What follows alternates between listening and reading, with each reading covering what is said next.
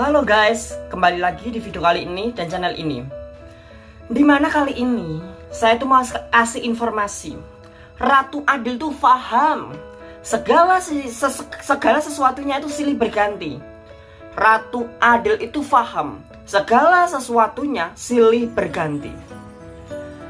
Ya, mungkin kita tak lagi asing dengan kata Ratu Adil ya. Ratu Adil itu ternyata dia tuh memahami kalau segala sesuatunya pasti akan silih berganti. Tidak akan ada pengulangan lagi. Zaman kegelapan yang sudah hancur ini tidak akan diulangi zaman kegelapan yang akan hancur lagi dan yang hancur lagi. Tidak. Segala sesuatunya silih berganti. Dan zaman kegelapan ini adalah zaman yang jauh dari Sang Maha Kuasa. Kelihatannya orang-orang beribadah, kelihatannya orang-orang dekat dengan Sang Maha Kuasa. Tapi di hadapan Sang Maha Kuasa, zaman ini sebenarnya jauh dari Sang Maha Kuasa. Di mana kehadiran Sang Maha Kuasa nantinya akan mengubah bumi ini menjadi zaman keemasan. Zaman yang dekat dengan Sang Maha Kuasa.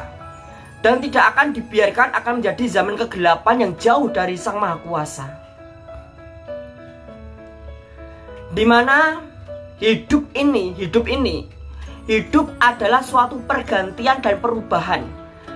Akan selalu ada pergantian karakter, pergantian pola pikir, pergantian usia, dan juga perubahan di dalam kehidupan ini. Semuanya akan silih berganti dan berubah. Ada yang direnovasi sehingga berubah, ada yang ditebangi sehingga berubah, dan masih banyak yang lainnya lagi. Hidup ini adalah pergantian dan perubahan, dimana yang lama akan musnah dan akan diganti dengan yang baru. Dimana kehidupan ini nanti akan diawali dengan hidup. Kehidupan ini diawali dengan hidup. Dan kehidupan ini nanti akan diawali dengan mati. Dunia ini berawal dari hidup dan berakhir dengan mati. Semuanya akan silih berganti, yang berlalu biarlah berlalu. Akan datang lembaran-lembaran baru, akan datang hal-hal baru. Dimana di setiap cerita itu memang seperti itu, diawali dengan hidup dan diakhiri dengan mati. Bumi ini akan selalu berubah. Tetapi kehidupan di zaman kegelapan ini benar-benar kacau, jauh dari Sang Maha Kuasa. Dimana nanti cerita kehidupan nanti akan benar-benar dimulai dengan kehadiran dua tokoh utama, pemeran utamanya. Yang pertama yaitu Pamong Sepuh atau Pamong Bumi, yang momong di bumi, pamong tertua di bumi. Pamong Sepuh karena usianya memang dia sudah pertama kali mungkin. Pertama kali dia yang diberi hak, dia yang diberi kewajiban untuk momong bumi. Masalah di bumi menjadi urusan dia. Kenapa dia menjadi pamong bumi? Pamong Sepuh karena Sang Maha Kuasa percaya dengan dia. Dia mampu menjaga bumi bersama momongan yang dia prioritaskan. Dimana dengan kehadiran Pamong Sepuh dan juga Hyang Krishna, Sang Hyang Krishna atau Dewa Krishna, Dewa Utama, dia juga akan terjun langsung di dalam cerita kehidupan. Dimana Krishna nanti juga akan ikut dalam setiap cerita kehidupan bersama Pamong Sepuh. Kalau Pamong Sepuh nanti akan memprioritaskan momongannya, sedangkan Krishna akan menjadi perisai bagi momongan Pamong Sepuh dan Pamong Sepuh. Karena Pamong Sepuh nggak mungkin bisa menjadi perisai, karena kedudukan dia sebagai pamong, kedudukan dia sebagai pelayan. Dia hanya bertugas memiliki kewajiban untuk melayani. Dia tidak bisa menjadi perisai yang kuat. Sedangkan Ratu Adil atau Hyang Krishna, Dewa Utama, kalau dia turun ke dunia menjadi seorang penguasa, dia mampu menjadi perisai yang kuat. bagi Pamong Sepuh dan juga momongannya.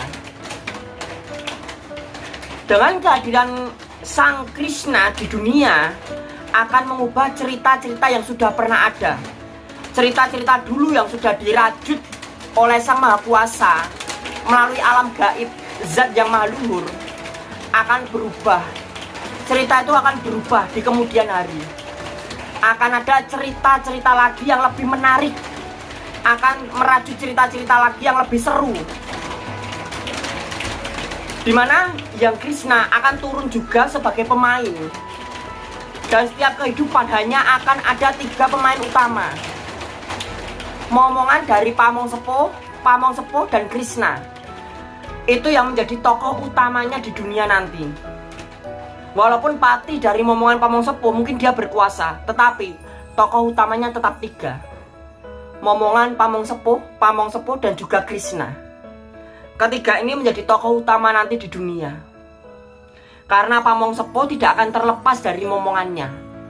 Pamong Sepuh akan terus bersama momongannya, mendampingi, membimbing. Dan Krishna akan menjadi perisai, entah jarak dekat atau jarak jauh, Krishna akan menjadi perisai. Ya, anggap saja Krishna itu sebagai rasa belas kasihan Sang Maha Kuasa kepada Pamong Sepuh. Selama ini Pamong Sepuh menjalankan tugas, menjalankan kewajiban, menjalankan kehidupan. Tidak ada yang membela dia. Ketika dia dimarah-marahi, ketika dia dihina, ketika dia dilecehkan, ketika dia tidak dianggap, bahkan dia diinjak-injak pun, tidak ada satupun orang di zaman-zaman itu yang benar-benar membela Pamong Sepuh. Tidak ada satupun orang yang benar-benar secara tulus dan selalu ada membela Pamong Sepuh. Ketika Pamong Sepuh dihina, ketika Pamong Sepuh ditindas, ketika Pamong Sepuh menangis, merintih, merana, ketika Pamong Sepuh merasa sendirian, Pamong Sepuh merasa tidak ada orang yang peduli padanya. Dia merasakan manis pahitnya jadi pamong bumi. Dia merasakan manis pahitnya jadi seorang Pamong Sepuh. Dimarah-marahi momongannya, dihina, bahkan diejek-ejek dengan yang lain, dihina yang lain, diinjak-injak. Bahkan dia meratapi kehidupannya sendiri. Dia merintis sendiri, menangis sendiri. Tidak ada satupun makhluk saat itu yang peduli padanya. Dia di dalam hati, dia hanya selalu berdoa kepada Sang Maha Kuasa. Dia hanya selalu memohon kepada Sang Maha Kuasa. Kapan waktunya tiba nanti, Sang Maha Kuasa akan benar-benar ada buat dia. Kapan tiba waktunya nanti, Sang Maha Kuasa akan benar-benar membela untuk dia. Selama ini ribuan tahun, puluhan ribu tahun, bahkan sudah sangat lama, Pamong Sepuh hanya sendirian. Dia selalu merasa sendiri. Dia selalu merasa tidak ada yang membela. Dia selalu berharap kepada Sang Maha Kuasa. Sang Maha Kuasa supaya hadir di dalam hidup dia, supaya Sang Maha Kuasa selalu bisa secara tulus, secara sukarela, secara tulus benar-benar nyata membela dia, ada selalu buat dia. Selama ini gak ada orang yang peduli dengan dia. Dan saat itu zaman ini belum ada. Sang Maha Kuasa selalu melihat dia. Sang Maha Kuasa merasakan air mata dia. Dan Sang Maha Kuasa sedih dengan penderitaan dia. Dan mungkin